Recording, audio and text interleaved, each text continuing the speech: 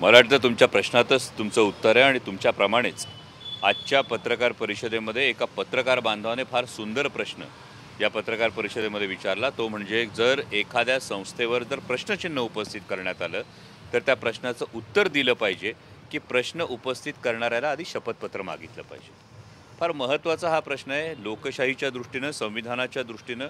माननीय लोकसभेतले विरोधी पक्षनेते माननीय राहुलजी गांधी यांनी जे काही प्रश्न उपस्थित केलेत हे प्रश्न आज देशवासियांच्या मनात आहेत आणि या देशवासियांच्या मनातल्या प्रश्नाला उत्तर देणं खरं तर निवडणूक आयोगाचं नैतिक कर्तव्य होतं। पण आज ज्या पत्रकार परिषदेत जी उत्तरं आली त्या पत्रकार परिषदेतून राहुलजी गांधी यांनी उपस्थित केलेल्या प्रश्नांची उत्तरं ही देशवासियांना मिळाली असं मला वाटतं। सर, बिहारमध्ये आज मोठी रॅली काढतायत। बिहारच्या इलेक्शनवर सगळ्याचा परिणाम होईल, कारण SRSचा ऑलरेडी बिहारमध्ये भरपूर SRSचं सुरू आहे। त्यात राहुल गांधींनी आजची काढलेली यात्रा, त्यात दिल्लीतलं आंदोलन। नाही, खरोखर स्पेशल इंटेन्सिव्ह रिव्हिजनच्या वेळी आपण सातत्याने बघतो आहोत की संसद सातत्याने ठप्प पडते। आम्ही सगळे विरोधी पक्ष SIRच्या विषयी ही स्पष्टता मागतो, SIR परत घेण्याविषयी मागतोय।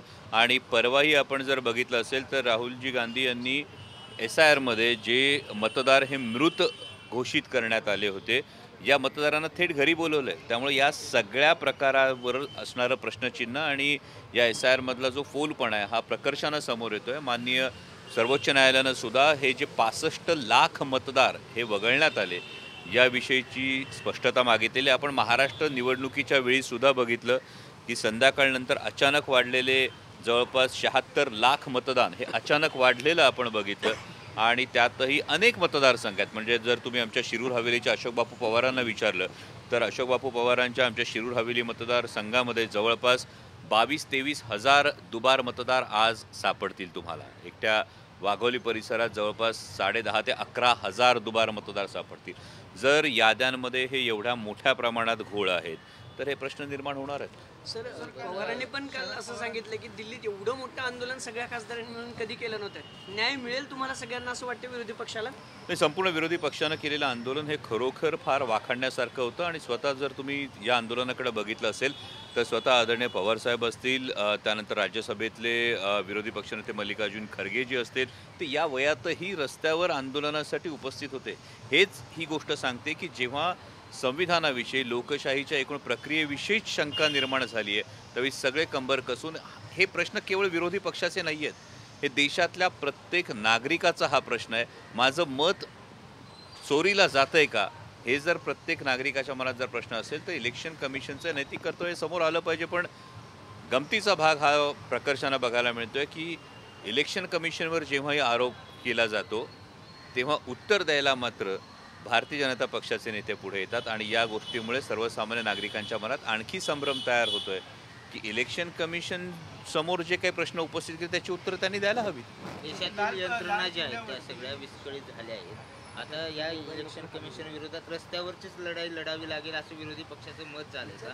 आणि त्याच पद्धतीने आता पुढची आंदोलनं पाहायला मिळणार आहेत? नाही, मला असं वाटतं या मता निष्कर्षापर्यंत लगेच येण्याची आवश्यकता नाही। आत्ता बिहारमधले जी रॅली सुरू आहे त्याला मिळत असणारा जर आपण प्रतिसाद बघितला तर हा प्रतिसाद पुरेसा बोलका आहे। आत्तापर्यंतच्या अनेक देशातल्या राजकारणाला कलाटणी देणाऱ्या अनेक आंदोलनांची सुरुवात, मग जयप्रकाशजींच्या आंदोलनाची सारखा असेल किंवा कर्पूरीजी ठाकूर यांच्या आंदोलनापासून अशा अनेक आंदोलनांची सुरुवात ही बिहारच्या भूमीवरून झालेली आहे। आणि तशीच काहीशी लक्षणं या नवीन रॅलीमध्ये सुद्धा जो प्रतिसाद आहे तो पाहता देशाच्या राजकारणामध्ये सर्वसामान्य नागरिकांच्या मताचा आदर होईल, संविधानाचं रक्षण होईल अशा पद्धतीने पावलं पडतील अशी अपेक्षा आहे। जे भाषण झालं त्या भाषणामध्ये नेहरूंचं नाव घेतलं गेलं नव्हतं। इतिहासात असं कधी झालं नाही।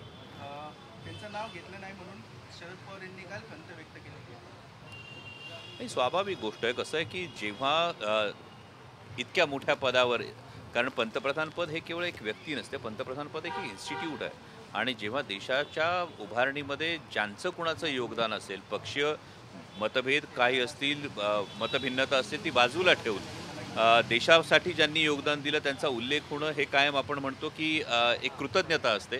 आणि त्या कृतज्ञतेची अपेक्षा ही पंतप्रधान पदावर असलेल्या व्यक्तीकडून नक्कीच होती।